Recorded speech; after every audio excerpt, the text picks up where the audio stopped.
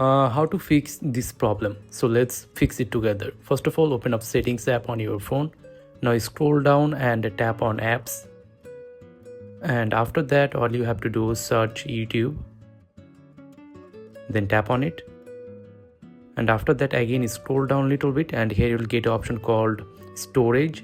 Tap on it. And then now tap on Clear Cache.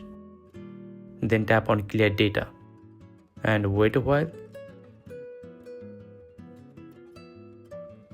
And then now go back to your home screen and open up your App Store on your phone.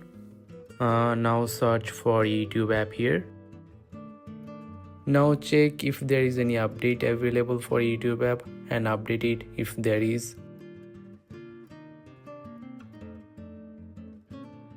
Then open it.